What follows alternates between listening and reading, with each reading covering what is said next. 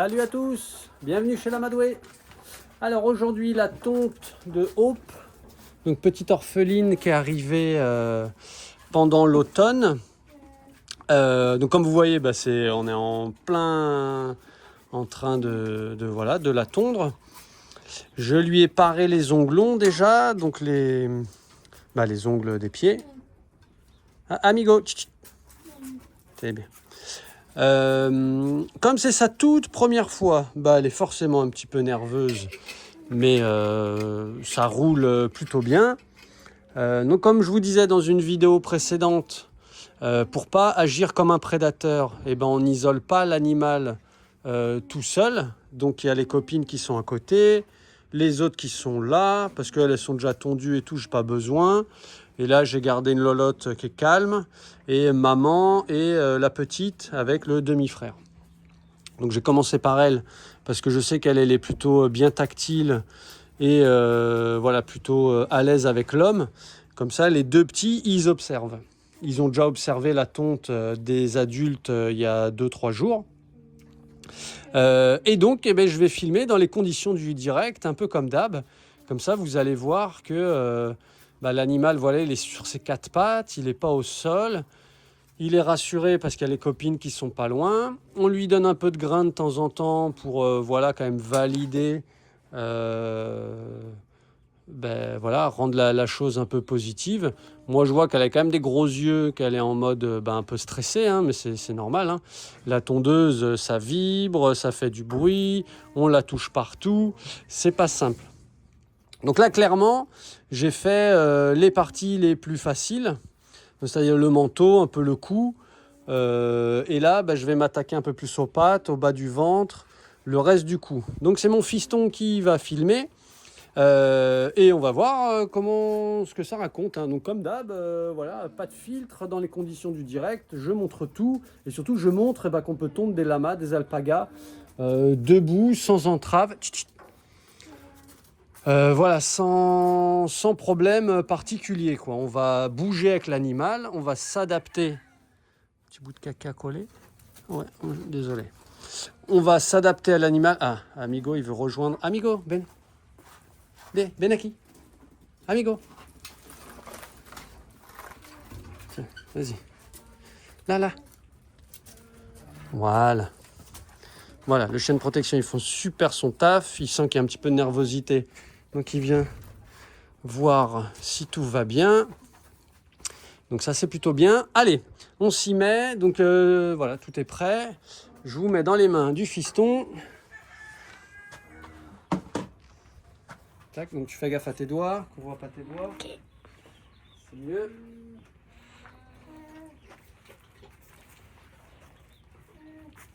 Voilà, allez, on va se faire la patte arrière. On va se faire le ventre.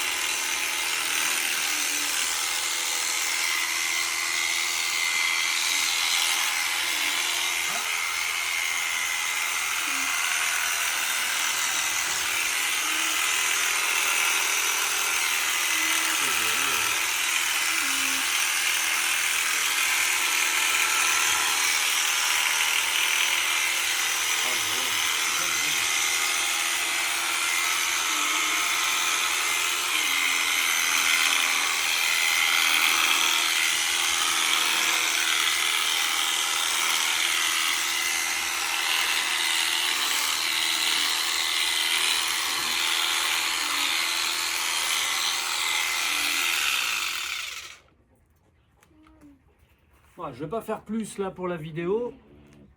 C'était juste pour vous montrer comment ça se passe. Donc l'animal bouge, je le respecte.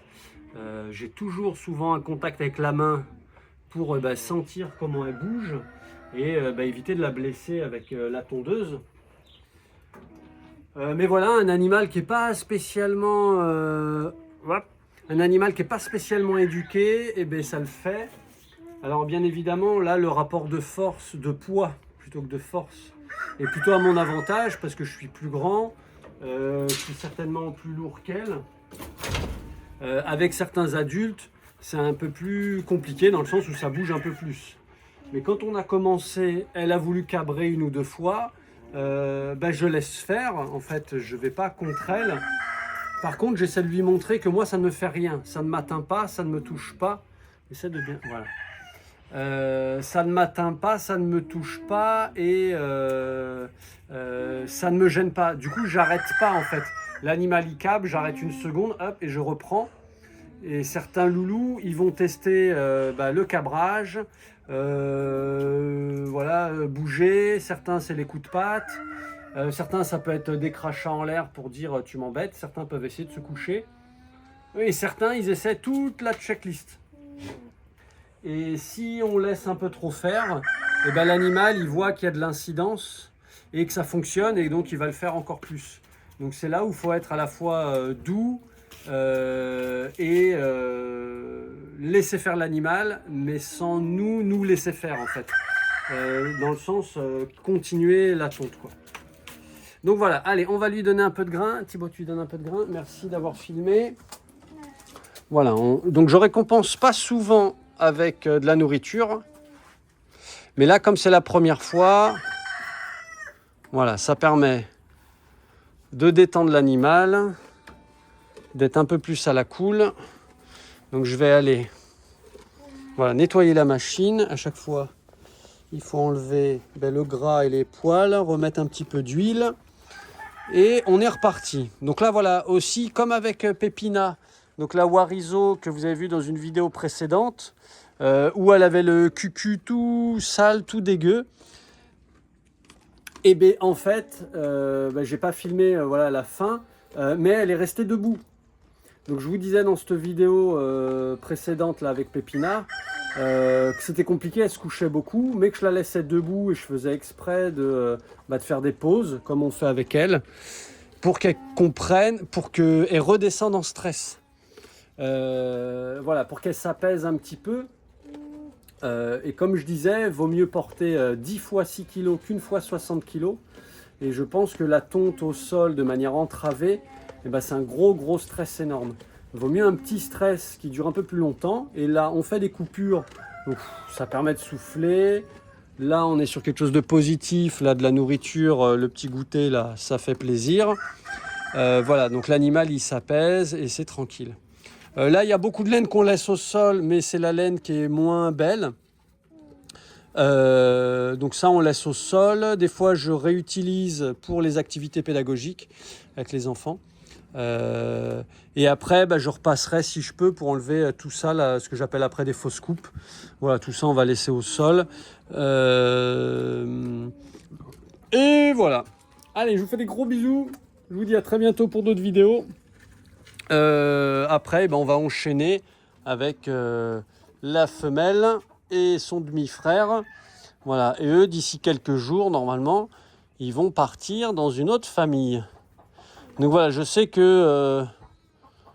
j'essaie de pas présupposer de qui va aller bien, qui va aller pas bien, dans le sens qui va être nerveux ou pas, parce que ça dépend vraiment des individus, ça dépend des moments présents.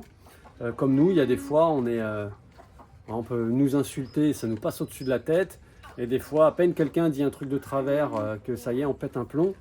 Donc voilà, des fois, nous aussi, on est des êtres émotionnels, des mammifères émotionnels, et ça, on ne contrôle pas, donc on contrôle encore moins l'animal.